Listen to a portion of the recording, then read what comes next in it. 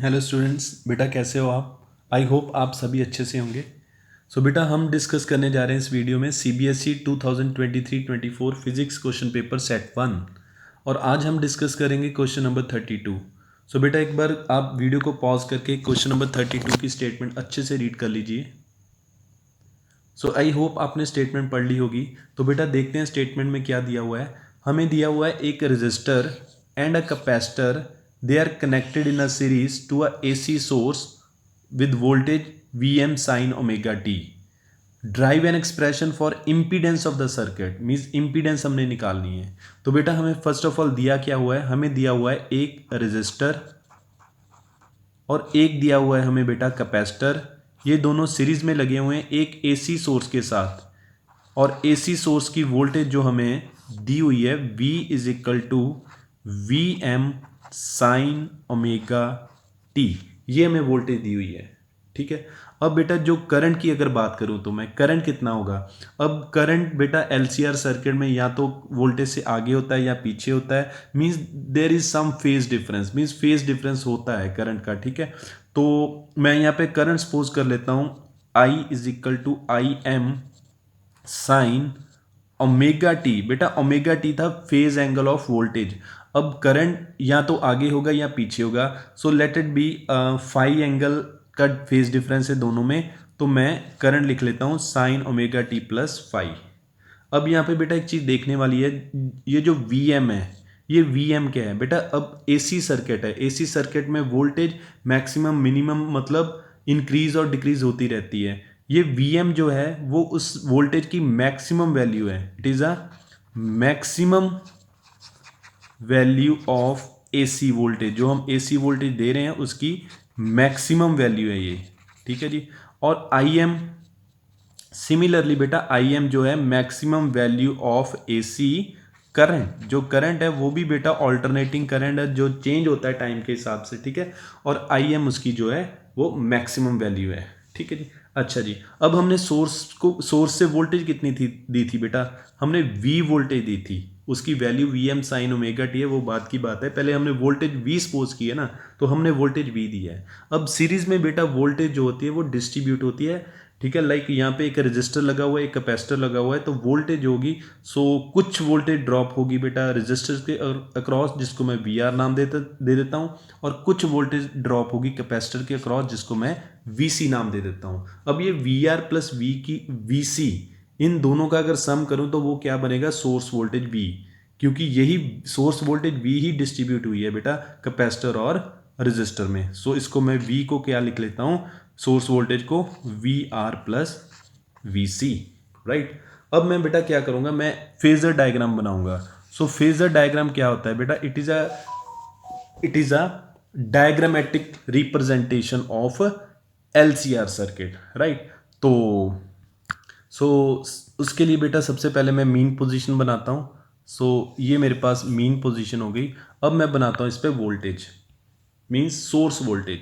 Source voltage मेरी क्या थी, वी, इसको मैंने वी सपोज किया हुआ है ना, और उसका फेज एंगल क्या था, omega T, means mean position के साथ वो ओमेगा टी एंगल बना रही है वोल्टेज। तो ये बेटा मैं बना रहा हूँ V source voltage. Source voltage का फेज एंगल बेटा कितना था, ओमेगा टी। सो यहाँ पे मैंने बना लिया ओमेगा टी, ये सोर्स वोल्टेज वी। अब बेटा आई मीन्स करंट। करंट बेटा वोल्टेज से फाई एंगल आगे है ना, फाई फाई का फेज डिफरेंस था और फाई एंगल आगे है करंट। सो करंट मैं फाई एंगल आगे बना लूंगा वोल्टेज से। सो बेटा ये बन गया मेरा सपोज करंट, ये मेरे पास करंट बन गया। और ये करंट जो है वोल्टेज से फाई एंगल आगे था, सो यहाँ पे जो एंगल बनेगा that that would be phi. तो ये मेरा फाई एंगल बन गया। ठीक है। अब बेटा मैं कुछ टर्म्स डिफाइन करने जा रहा हूँ। सो उससे पहले बेटा एक चीज देखिए, जैसे यहाँ पे voltage V R, voltage V R कहाँ पे होगी बेटा, वोल्टेज अक्रॉस रजिस्टर जो होती है वो सेम फेज में होती है करंट के साथ, मींस जिस डायरेक्शन में करंट होता है उसी डायरेक्शन में वोल्टेज होती है in case of resistor, means resistor के केस में वोल्टेज और करंट में कोई भी फेज डिफरेंस नहीं होता, मीन्स सेम डायरेक्शन में होती हैं। सो जिस डायरेक्शन में करंट होगा उसी डायरेक्शन में voltage across the resistor means V R होगी। सो बेटा वी आर जो होगी वो भी आपकी इसी डायरेक्शन में बनेगी, वी आर, राइट। अब कैपेसिटर जो होता है उसमें वोल्टेज बेटा करंट से 90 डिग्री पीछे चलती है। सो करंट की डायरेक्शन तो आप देख ही सकते हो, ब्लैक एरो के साथ बनाई हुई है। अगर मैंने अब कैपेसिटर की वोल्टेज मीन वीसी बनानी हो तो वीसी बेटा 90 डिग्री पीछे चलेगी। सो बेटा ऑब्वियसली वीसी की जो डायरेक्शन बनेगी वो बेटा इस साइड पे बनेगी, वीसी की डायरेक्शन, ठीक है जी। तो बेटा ये होगी वेक्टर रिप्रेजेंटेशन या फिर phasor representation of V R, V C, I and V. Okay, अब बेटा मैं कुछ टर्म्स डिफाइन करता हूं। V R M, V R M क्या है बेटा? ये maximum value of voltage in resistor, ठीक है जी। ये क्या है बेटा? Maximum value of voltage in resistor, right. और VCM वो है बेटा maximum value of voltage in capacitor.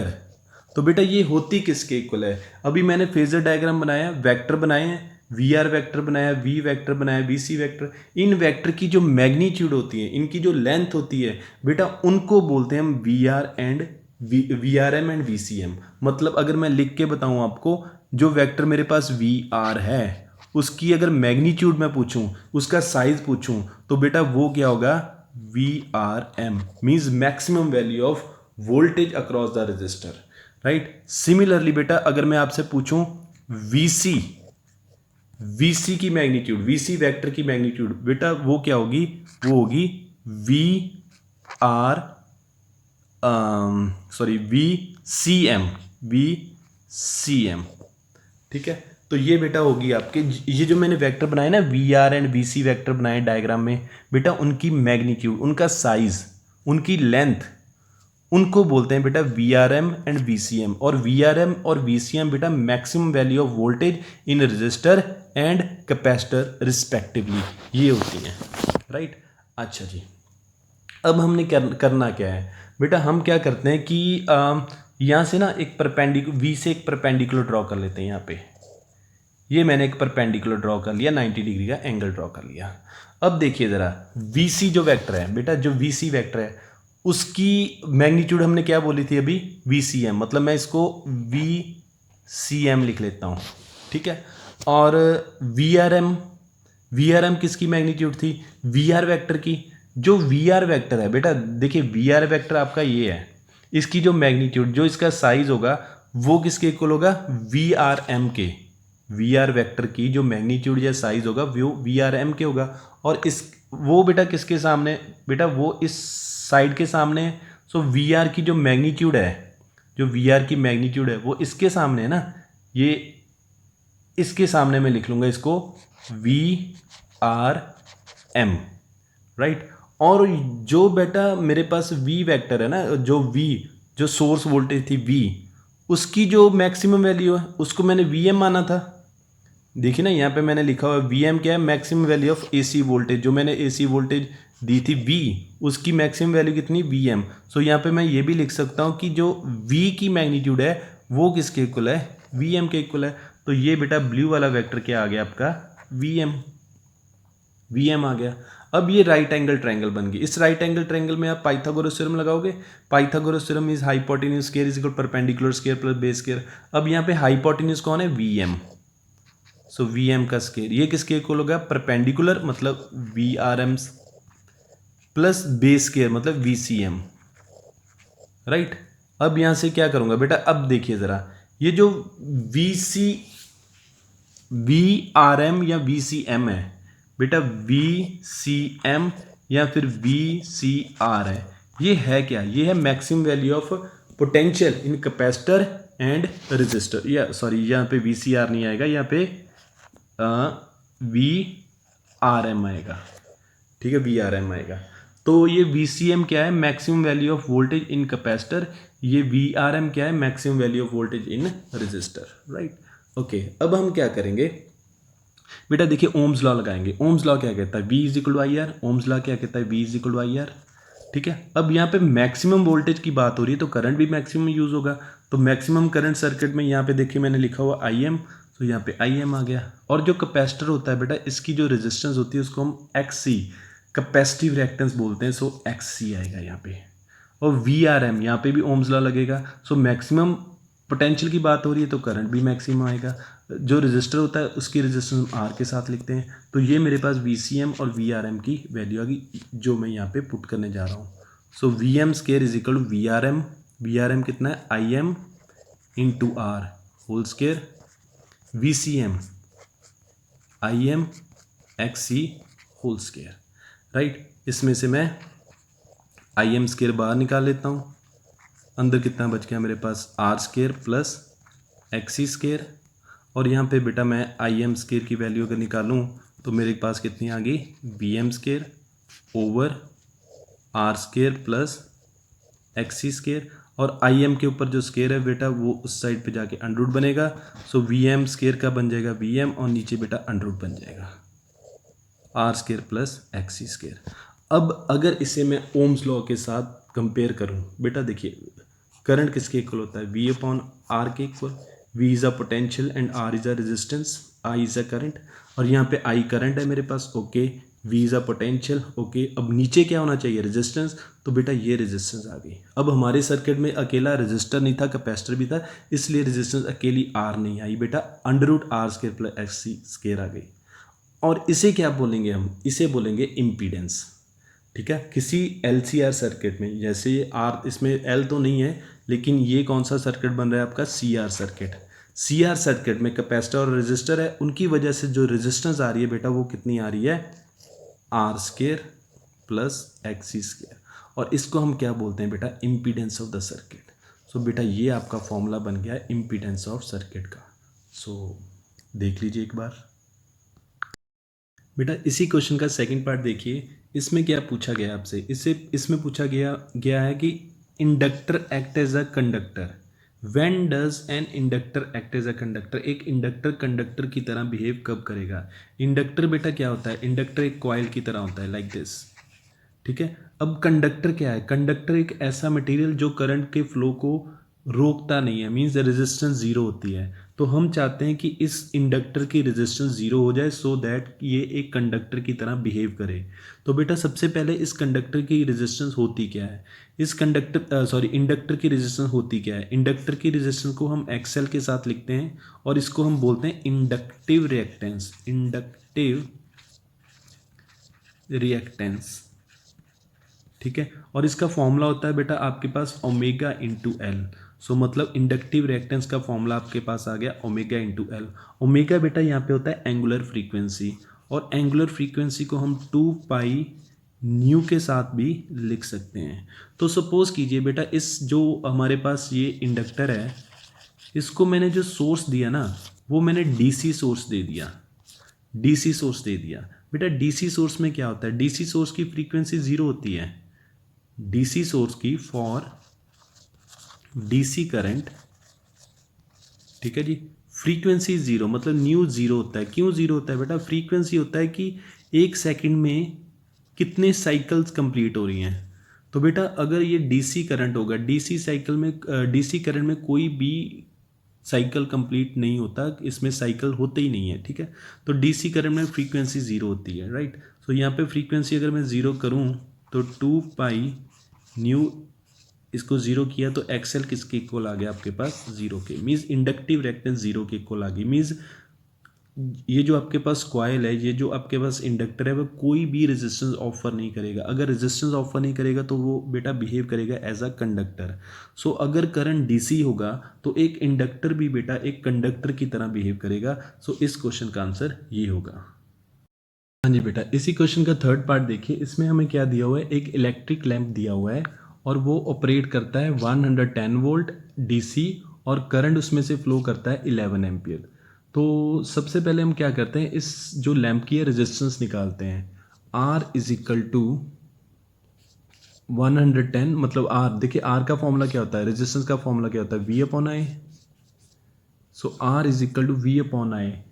We हमारे पास 110 वोल्ट दिया हुआ है और आई हमारे पास 11 है, तो इसको कट करोगे तो बेटा आपके पास कितना आ जाएगा, 10 ओम आ जाएगा।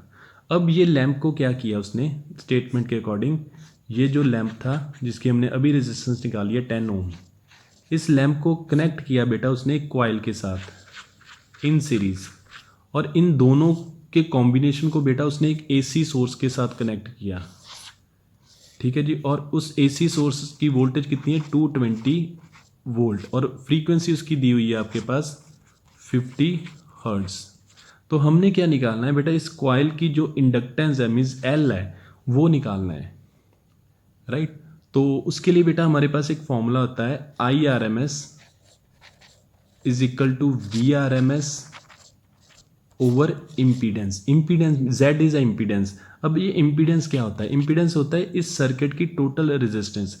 इस सर्किट में बेटा एक तो लैंप लगा हुआ है जिसकी रेजिस्टेंस आर मतलब 10 ओम है, और एक बेटा आपके पास कॉइल लगी हुई है मीन्स इंडक्टर लगा हुआ है। इंडक्टर की रेजिस्टेंस को हम एक्सएल के साथ लिखते हैं। तो यहाँ पे बेटा जो इम्पीडेंस बनेगी वो बनेगी R square plus X L square. ये बेटा कंबाइंड रेजिस्टेंस बनेगी इंडक्टर और रेजिस्टर की मिला के, राइट। अब ये अगर ये Z की वैल्यू यहाँ पे पुट करोगे तो I R M S is equal to V R M S over Z. Z की वैल्यू बेटा क्या है, R square plus X L square. तो बेटा ये I R M S V R M S क्या होता है, I R M S V R M S होता है जिस वोल्टेज या जिस करंट पे हमारे इलेक्ट्रिकल अप्लायंसेज वर्क करते हैं, ठीक है। तो यहाँ पे आई आर एम एस की वैल्यू मतलब करंट की वैल्यू कितनी दी हुई है, 11 एम्पियर। तो यहाँ पे मैं करंट की वैल्यू 11 एम्पियर फिल कर दूंगा। वी आर एम एस, अब मैंने सोर्स वोल्टेज कितनी दी है 220, तो वोल्टेज कितनी आ जाएगी 220। रेजिस्टेंस बेटा सर्किट की लैंप की कितनी थी 10, सो 10 एक्सएल। इंडक्टर की रेजिस्टेंस मुझे नहीं पता मीन्स एक्सएल की वैल्यू मुझे अभी नहीं पता। तो बेटा मैं क्रॉस मल्टीप्लाई करूँगा, थोड़ी सी कैलकुलेशन ये ऊपर चले जाएगा मीन्स 10 स्केयर एक्सएल स्केयर, और ये बेटा 220 के नीचे 11 आ जाएगा, राइट। अब 11 की अगर कटिंग करोगे यहाँ पे तो ये 20 आ जाएगा, 10 का स्केयर 100 बेटा 100 हो जाएगा, एक्सएल स्केयर और यहाँ पे कितना आ गया 20। अब स्केयरिंग करते हैं दोनों साइड पे, यहाँ पे 100 खत्म हो जाएगा, यहाँ पे 100 एक्सएल स्केयर और यहाँ पे स्केयरिंग करोगे तो 400। 100 बेटा उस साइड पे जाके माइनस हो जाएगा तो ये आ जाएगा 300। अब स्केयर उस साइड पे जाके अंडरूट बनेगा बेटा, ठीक है, 300 का अंडरूट। अब ये 2 जीरो हैं, इनका अंडरूट बेटा 10 आ जाएगा बाहर, अंडरूट 3 अंदर बच जाएगा मीन्स 10 अंडरूट 3 आ जाएगा। अब ये एक्सएल क्या होता है, ये होता है इंडक्टिव रिएक्टेंस। इसका फॉर्मूला बेटा क्या होता है, इसका फॉर्मूला होता है 2 पाई न्यू, ठीक है। एक्सएल की 2 पाई न्यू, वैसे तो पहले हम एक्सएल को ओमेगा एल भी लिख सकते हैं, ठीक है जी। और उसके बाद ओमेगा की वैल्यू हम 2 पाई न्यू लिखते हैं बेटा। एक्सएल इंडक्टिव रिएक्टेंस का फॉर्मूला बेटा ओमेगा इंटू एल होता है, और जो ओमेगा होता है बेटा वो एंगुलर फ्रीक्वेंसी होती है, उसका फॉर्मूला 2 पाई न्यू होता है, राइट। तो ये बन गया हमारे पास 2 pi nu into L is equal to 10√3। अब फ्रीक्वेंसी न्यू की वैल्यू आपको दी हुई है ऊपर 50 हर्ट्ज, ठीक है जी। तो 2 पाई न्यू की वैल्यू 50 हर्ट्ज और इसके साथ एल इज इक्वल टू 10√3। तो बेटा ये आपके पास 50 इंटू 2 100 बन गया, pi L is equal to 10√3। तो यहाँ से एल की वैल्यू निकालेंगे 10√3 ओवर 100 पाई, ठीक है। अब एक ज़ीरो कैंसिल हो गई बेटा, एल आ गया आपके पास 100√3 ओवर 10 पाई, ठीक है बेटा। एल होता है इंडक्टेंस और इसके यूनिट्स होते हैं हर्ट्स, ठीक है जी। तो ये हर्ट्स लग गया यहाँ पे।